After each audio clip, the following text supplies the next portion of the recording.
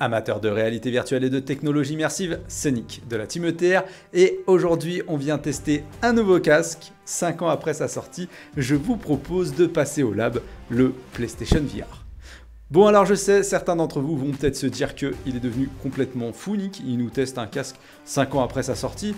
Alors déjà je vous rassure, je ne suis pas devenu complètement fou, je l'étais déjà avant, mais surtout ce test fait suite à des échanges que j'ai eus, soit avec des passionnés, soit avec des développeurs qui m'ont rappelé à quel point, même assez passé, le PlayStation VR avait toujours une qualité d'image presque inégalable. Je me suis donc rappelé qu'effectivement, grosse aberration, le lab n'existait pas encore au moment de sa sortie, et nous n'avions donc jamais pensé à le passer dans le laboratoire. Bon, faut dire aussi qu'on n'a pas le kit de développement PlayStation, donc c'est moins évident d'aller tester ce casque, mais il existe une petite appli qui s'appelle Trinus VR, qui existe sur PC, et qui permet d'émuler le PlayStation VR sur un ordinateur, et donc de pouvoir jouer à ces contenus Steam VR avec le PlayStation VR. Bon alors vraiment je déconseille l'expérience, c'est pas tout à fait au point, ça répond pas bien, le positional tracking est très compliqué à mettre en œuvre avec des caméras, j'avais fait toute une vidéo vers laquelle je vous renvoie qui est toujours à peu près d'actualité si vous voulez tester tout ça, mais c'est une expérience que je recommanderais pas sauf éventuellement pour un petit test. Par contre, en ce qui nous concerne, ça va complètement nous dépanner pour nous permettre de tester le lab que j'ai adapté un petit peu pour pouvoir le piloter avec une manette. Oui, une manette de Xbox, un PlayStation VR, tout ça qui tourne sur un PC. C'est de l'hybride le plus total. Le test ne sera donc peut-être pas représentatif à 100% des caractéristiques de ce casque, bien évidemment, puisqu'il ne tourne pas du tout dans ses conditions natives. Mais vous allez voir, et restez bien jusqu'au bout de la vidéo, qu'il y a quand même pas mal de surprises très intéressantes lors de ce test et que malgré son âge avancé, ce casque, il en a effectivement toujours dans le ventre. Et donc comme vous pouvez le voir, je suis dans mon laboratoire avec le PSVR et ça fonctionne plutôt bien. Je dis plutôt bien encore, je le répète, c'est vraiment une application d'émulation, donc au niveau du tracking, on va peut-être pas avoir du 1 pour 1, mais ça fera grandement l'affaire. Donc première remarque déjà dans ce casque par rapport aux autres casques quand je les teste à l'intérieur de mon laboratoire, c'est que le screen door est déjà très faiblement perceptible. Le screen door, je le rappelle, c'est cet effet de grille, c'était l'un des points forts du PSVR, on l'avait noté à sa sortie. Effectivement, il y a eu un traitement aussi bien des écrans, on sait que l'agencement des sous-pixels fait en sorte qu'on a très peu d'espace entre les pixels et donc très peu cet effet de grille qui apparaît. On peut également noter sans doute une très bonne qualité, un bon traitement des lentilles qui masque d'autant plus cet effet-là. Pour maximiser le champ de vision pendant la phase de test, je serre à fond le casque. Alors comme d'habitude, je le serre à fond, mais de telle sorte quand même, malgré tout, à ce qu'il reste assez confortable. Et donc ainsi, j'aurai dans une zone de confort mon champ de vision maximum. Mais avant d'aller tester le champ de vision, on va parler tout de suite déjà de ce qui est pas terrible. Alors ce qui est pas terrible, on s'en doutait, c'est bien évidemment la zone de distance. Hop, alors j'ai refait mon test, tout à la manette ce coup-ci. Donc je le rappelle, on va éloigner les lettres devant moi jusqu'à obtenir des lettres imperceptibles. Et à partir du moment où je n'arriverai plus à trouver les bonnes lettres, j'arrête. Et ça me permet ainsi de comparer les différents casques et de savoir à quelle distance je suis parvenu à reconnaître les lettres. Et donc là, je peux ainsi les éloigner en appuyant sur le bouton. J'arrive ici à 20 mètres, ça commence déjà à devenir un petit peu imperceptible avec le PSVR. Si je décale à 25 mètres, je suis vraiment à la limite. J'ai testé tout à l'heure à 30 mètres, je n'arrivais plus à distinguer les lettres. Et donc, bien évidemment, avec 1 mégapixel à peu près par œil de définition, on est très loin des standards du moment. C'était la vraie faiblesse de ce PlayStation VR, renforcée bien évidemment par la faible performance de la PlayStation 4, quand même assez limitée en termes de perf par rapport à un gros PC. Et donc, on l'a vu ici, on atteint à peu près 25 mètres, c'est bien en dessous en termes de netteté à distance que la plupart des autres casques de réalité virtuelle. Mais pour ne rien vous cacher, ce sera le seul défaut de ce casque sur la perception visuelle. Parce que vous allez voir que pour le reste, c'est assez exceptionnel. Et c'est aussi pour ça que je voulais faire ce test aujourd'hui. Et donc on va mesurer le champ de vision du PlayStation VR. D'ailleurs, je suis peut-être un des premiers, je sais pas, faudra aller voir, mais je suis peut-être un des premiers à tester ce champ de vision, à le mesurer et à le comparer avec la même batterie de test, très exactement, que d'autres casques de réalité virtuelle sur PC. Donc on devrait obtenir des mesures qu'on pourra comparer. Allez, j'écarte tout de suite le champ de vision horizontal et donc vous allez voir si je continue à m'écarter. Pour l'instant, je vois toujours mes 2 points apparaître sur les extrémités de mon champ de vision et hop, je recule d'un cran ou deux. Voilà, là je commence à arriver à la limite. j'avance encore, je les perçois vraiment légèrement sur les côtés, et à 102, ils commencent à disparaître. Donc on va mettre 102 d'horizontale. 102 d'horizontale en champ de vision mesuré, c'est excellent. Il fait partie des casques qui présentent l'un des plus gros champs de vision. Bon, on va mettre de côté les Pimax qui sont vraiment particuliers sur ce point-là. Sinon, on se rapproche fortement, on est entre un HP Reverb G2 et pas si loin que ça qu'un Vive Pro 2 ou un Valve Index qui sont vraiment excellents sur ce critère. Donc plutôt un très bon point pour ce PlayStation VR sur le champ de vision horizontal. Et vous allez voir qu'à la verticale, il n'est pas en reste, puisque à la verticale, si je continue de décaler mes points, et donc je ne fais pas durer suspect davantage, sur la verticale, je suis à 106 degrés de champ de vision vertical. Donc c'est assez rigolo. En champ de vision mesuré, j'ai une verticale plus élevée que l'horizontale. C'est très agréable, ça se ressent. D'ailleurs, on le voit à la forme des lentilles, qu'elles sont quand même assez larges à la verticale. Et donc là, on est vraiment dans ce qui se fait de mieux. On est dans le top du top des casques de réalité virtuelle sur cette mesure de champ de vision vertical. Regardez un petit peu les noirs. Donc je me suis fait toute une gamme de noirs avec une colorimétrie qui descend un petit peu plus vers le noir le plus profond. Donc déjà, ce qu'on peut remarquer sur les noirs, c'est que sur le PlayStation VR, on est sur des noirs quasi totaux.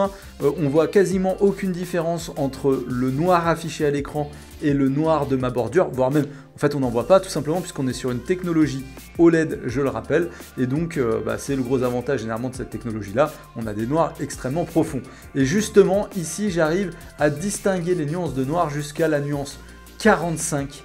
C'est vraiment excellent. C'est le niveau de contraste maximum que j'ai pu observer sur un casque de réalité virtuelle jusqu'à présent, en tout cas le niveau de noir le plus profond que j'ai pu voir, tout en respectant toutes les gammes de noir sur le côté. Alors petit défaut qu'on pourra remarquer, c'est que dans ce casque, quand on bouge la tête, on a un léger bavement sur les fonds noirs, et donc ça vient du fait que cette technologie doit présenter une légère persistance des pixels à l'écran, et donc c'est vrai que on n'a pas une totale fluidité à l'écran, on a ce petit décalage entre le moment où je bouge la tête et ces petites dérives colorimétriques qui apparaissent. Petit défaut, mais vraiment un niveau de noir, ce qu'il faut retenir, extrêmement profond, le plus profond que j'ai pu tester dans un casque de réalité virtuelle jusqu'à présent, y compris par rapport à un Quest premier du nom par exemple qui avait également une dalle OLED. Autre point excellent de ce casque de réalité virtuelle, la perception du lens glare. Le lens glare, c'est ces bavements lumineux qui sont souvent liés aux lentilles Fresnel, vous savez, toutes ces lentilles avec des auréoles. Il s'avère que dans le casque de réalité virtuelle PSVR, on n'a pas ce type de lentilles. On est un petit peu sur l'ancienne technologie qu'on utilisait avant dans les casques de réalité virtuelle, où on a des lentilles tout à fait planes, en tout cas d'apparence. Le résultat est que ces lentilles sont tout simplement excellentes sur ce périmètre-là. Déjà parce qu'on a très peu de fuites lumineuses. Alors on en a légèrement, on voit légèrement le texte scintiller autour de lui, mais c'est vraiment très très faible. C'est dans ce qu'on a trouvé de mieux en réalité virtuelle, et donc c'est extrêmement agréable à l'intérieur de ce casque de ne pas être gêné par ces espèces de halos et de rayons lumineux. Il y en a bien sûr un peu, mais c'est vraiment de très bonne qualité. Autre chose, on est vraiment sur un écran qui présente très peu de déformation, en tout cas en ce qui me concerne avec ma physionomie, sur les côtés des lentilles. Ça tombe plutôt bien puisque on n'a pas de réglage de l'IPD, de l'intervalle entre les deux pupilles sur ce casque-là, donc on espérait quand même avoir une zone de netteté assez large dans le casque. Je vous confirme qu'elle est très large, puisque j'ai beau le déplacer devant mes yeux, j'ai bien au moins 2 cm à l'horizontale, 1 cm à la verticale, avant de perdre en netteté à l'intérieur de ce casque.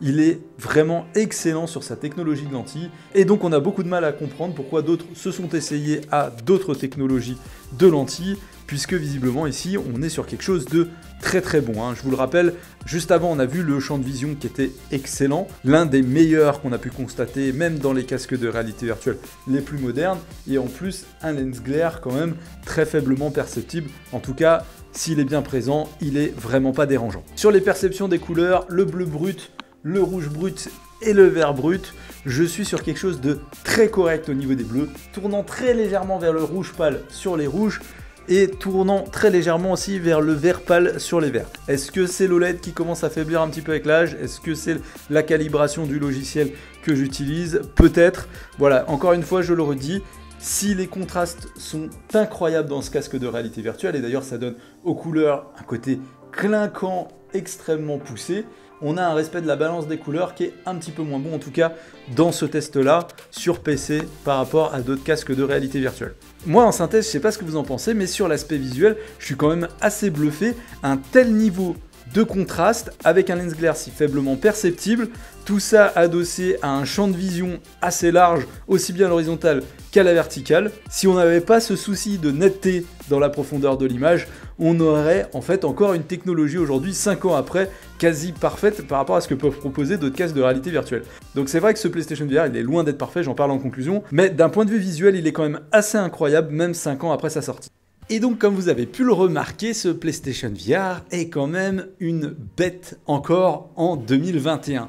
Sorti en 2016, le casque n'a presque rien perdu de sa superbe sur les aspects visuels, sauf bien évidemment sa définition complètement dépassée par d'autres casques de réalité virtuelle, mais pour quasiment tout le reste, sur les aspects visuels, c'est vraiment quelque chose d'extraordinaire qui prouve combien Sony maîtrisait à la fois l'aspect optique et l'aspect écran dans ce casque de réalité virtuelle. On a donc vraiment hâte sur ces aspects-là de voir ce qu'il nous réserve pour le PlayStation VR 2. Bon, après le casque n'est évidemment pas exempt de tout défaut, je ne vais pas vous refaire le test complet, mais on connaît la qualité très faible, si c'est pas dire médiocre, des PS Move pour faire de la réalité virtuelle, ça dépanne, mais c'est clairement pas à la hauteur des contrôleurs de réalité virtuelle qu'on peut avoir sur d'autres casques PC ou sur d'autres casques autonomes. On sait aussi que la partie sonore, il faut venir se brancher ici en audio sur le casque, c'est pas ce qu'il y a de plus génial, d'ailleurs il y a beaucoup de fils avec ce casque.